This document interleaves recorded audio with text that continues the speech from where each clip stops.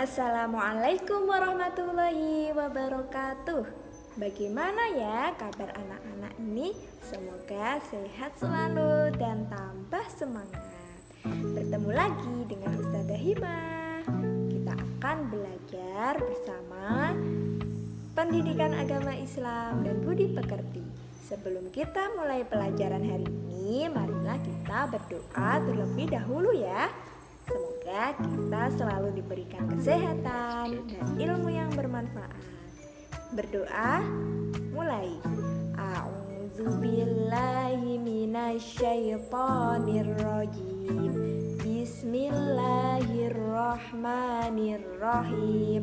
Rabbi zidni ilma warzuqni fahma. Amin ya rabbal alamin. Amin. Oke, hari ini kita akan belajar pendidikan agama Islam pada pelajaran 6. Nah, yang pertama kita akan mengetahui kisah keteladanan dari Nabi Yusuf alaihissalam. Nah, teman-teman, Nabi Yusuf alaihissalam itu adalah cucu Nabi Ishak alaihissalam. Nabi Yusuf alaihissalam merupakan salah satu dari 12 putra Nabi Yakub alaihissalam.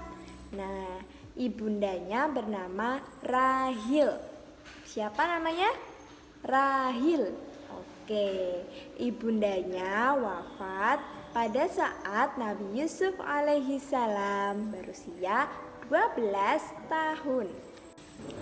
Ia dikaruniai oleh Allah Subhanahu wa Ta'ala dengan wajah tampan dan tubuh yang tegap. Oke, yang pertama kita harus tahu Nabi Yusuf alaihissalam bermimpi. Nah, bagaimana ceritanya? Pada suatu malam, Nabi Yusuf alaihissalam bermimpi bahwa ada bulan, matahari, dan 11 bintang bersujud kepadanya. Lalu ia menceritakan mimpinya itu kepada ayahnya. Mendengar hal ini, Nabi Yakub alaihissalam begitu gembira. Nah, ayahnya tahu bahwa mimpi anaknya tersebut bukan sebuah mimpi yang biasa. Itu adalah sebuah tanda bahwa suatu hari nanti Nabi Yusuf alaihissalam akan menjadi seorang yang dimuliakan oleh Allah Subhanahu wa Ta'ala dan manusia. Rasa sayang dan cinta Nabi Yakub alaihissalam terhadap Yusuf pun makin besar. Nah, tanpa sepengetahuan Nabi Yakub alaihissalam dan Nabi Yusuf alaihissalam, ada salah satu saudaranya yang mendengar pembicaraan mereka. Oleh karena pembicaraan itulah saudara-saudara Nabi Yusuf alaihissalam makin membenci kepadanya. Untuk selanjutnya, diajak pergi bermain untuk dicelakai. Kebencian saudara-saudara Nabi Yusuf alaihissalam membuat mereka gelap mata. Bagaimana tidak, saudara-saudara Nabi Yusuf alaihissalam kemudian mengadakan pertemuan. Mereka merencanakan sesuatu untuk mereka berperilaku adil. Nah, Yahusan, anak keempat Nabi Yakub alaihissalam, berpendapat agar membuang dan menyingkirkan Nabi Yusuf alaihissalam ke sebuah perigi kering. Nah, di mana tempat itu adalah tempat para musafir dan hafilah untuk berhenti.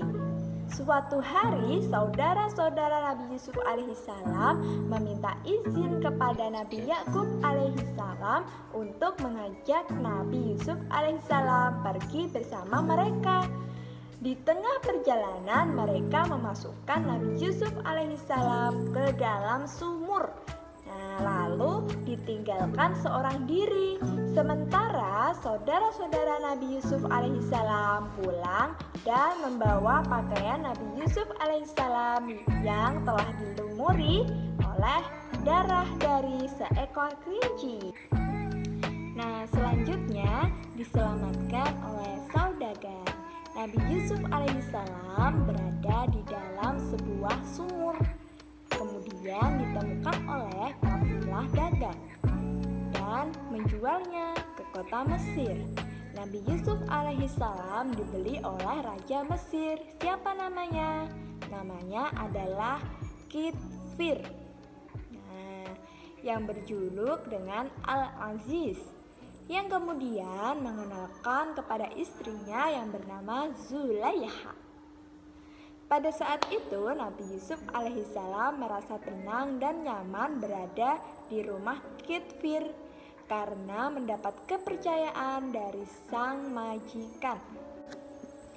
Nabi Yusuf alaihissalam bekerja dengan baik, cekatan, jujur, dan itu berjalan bertahun-tahun. Nabi Yusuf alaihissalam tinggal di rumah tersebut. Nabi Yusuf alaihissalam tumbuh dewasa. Ia menjadi pemuda yang gagah dan tampan. Allah pun memberikan ilmu yang cukup kepada Nabi Yusuf alaihissalam. Selanjutnya, mimpi raja. Pada suatu hari, Raja Mesir bermimpi aneh. Raja bermimpi melihat 7 ekor sapi betina.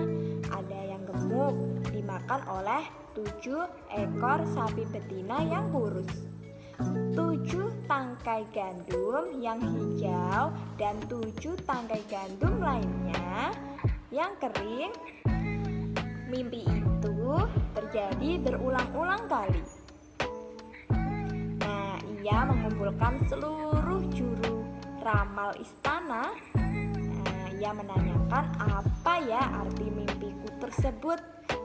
Setelah itu para juru ramal yang diundang kemudian mulai berpikir. Akan tetapi seluruh juru ramal tidak ada yang mampu menafsirkan mimpi tersebut. Sang raja sangat kecewa. Ia resah dengan mimpi yang dialaminya tersebut. Pada saat itulah pelayan raja yang mimpinya pernah ditafsirkan oleh Nabi Yusuf alaihissalam teringat kepada Nabi Yusuf alaihissalam. Ia berkata kepada sang raja, "Baginda, saya ingat ketika saya di penjara, ada seorang yang mampu menafsirkan mimpi dengan tepat. Hal itu telah terbukti kebenarannya. Izinkan hamba menemuinya." Akhirnya raja berkenan mengizinkan pelayan tersebut untuk menemui Nabi Yusuf alaihissalam. Pelayan raja itu menemui Nabi Yusuf alaihissalam. Ia menceritakan mimpi sang raja. Nabi Yusuf alaihissalam lalu menjelaskan kepada raja, "Hendaklah kalian bercocok tanam 7 tahun berturut-turut. Kemudian ketika kalian panen, hendaklah menyimpan makanan dengan cara membiarkan tangganya, kecuali sedikit untuk dimakan. Sebab setelah 7 tahun itu akan datang 7 tahun kemudian masa yang amat sulit. Pada masa sulit tersebut, kalian akan menghabiskan simpanan makanan sebelumnya. Setelah itu akan datang tahun di mana manusia diberi hujan dengan cukup dan mereka memeras anggur." Oke, selanjutnya Nabi Yusuf alaihissalam menduduki jabatan. Nabi Yusuf alaihissalam bekerja keras untuk melaksanakan amanah dari raja. Di bawah kepemimpinannya, Mesir menjadi negeri yang adil, makmur, dan damai. Selain menjalankan roda pemerintah, Nabi Yusuf alaihissalam juga giat berdakwah untuk menyampaikan ajaran Allah Subhanahu wa Ta'ala, sehingga pengikutnya bertambah banyak dari hari ke hari. Sebagaimana yang telah diramalkan oleh Nabi Yusuf alaihissalam, negeri ini dilanda kemarau yang sangat panjang. Banyak rakyat yang kehabisan gandum. Mereka berbondong-bondong datang ke kerajaan Mesir. Mereka mencoba untuk meminta bantuan. Mereka mendengar bahwa kerajaan Mesir memiliki seorang pejabat yang mampu menghadapi krisis yang tengah terjadi. Mereka juga mendengar bahwa di sana mereka bisa mendapatkan apa yang dibutuhkan. Nah, saudara-saudara Nabi Yusuf tadi sampai di kota Mesir. Mereka langsung menuju ke kerajaan. Nabi Yusuf alaihissalam melihat mereka. Ia langsung mengenali mereka satu persatu. Akan tetapi saudara-saudaranya itu tidak mengenali Nabi Yusuf alaihissalam. Lalu Nabi Yusuf alaihissalam memberikan gandum kepada mereka. Yusuf berpesan jika datang kembali mereka harus membawa serta saudara bungsu mereka, yaitu Bunyamin.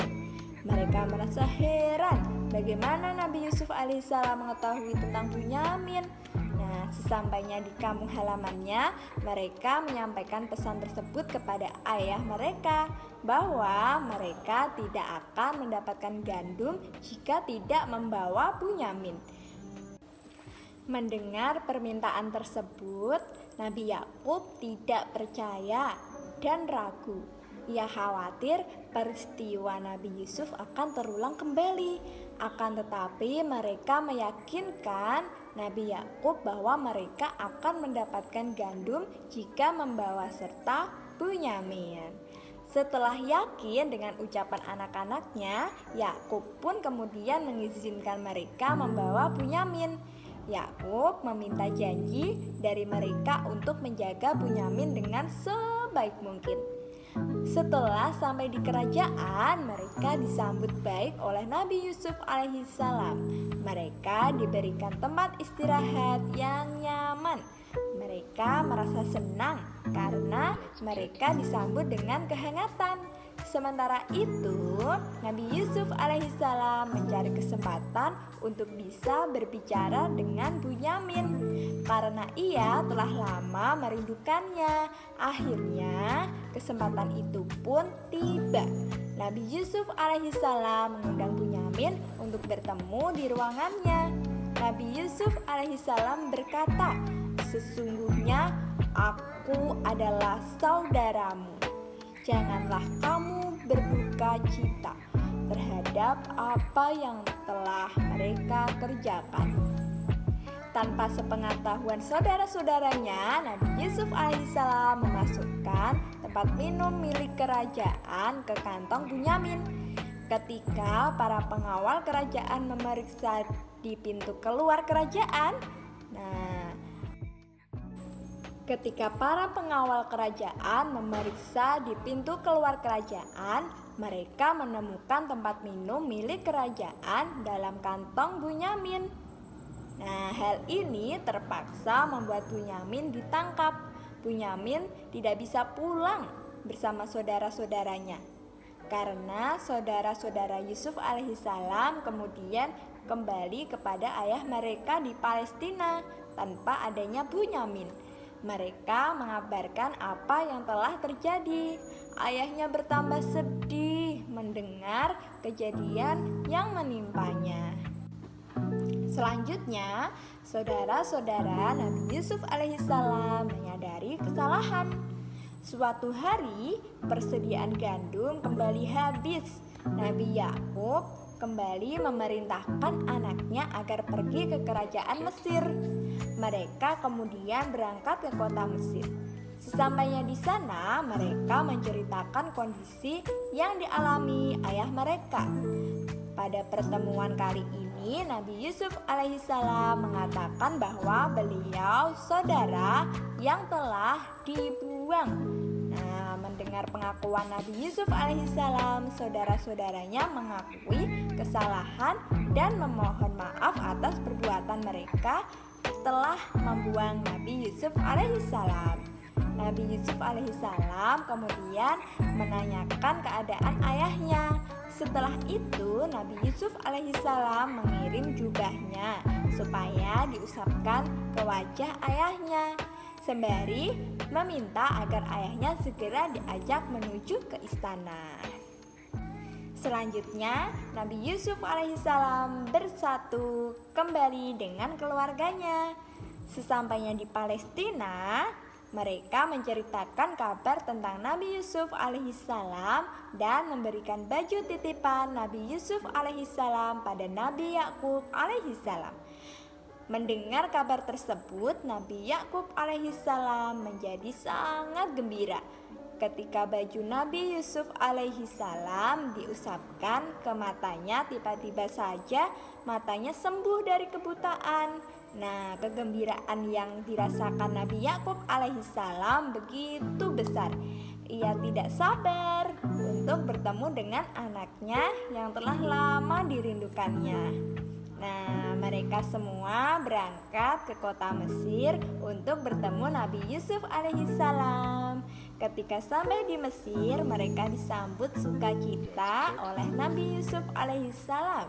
Nabi Yusuf alaihissalam bersatu kembali dengan keluarganya.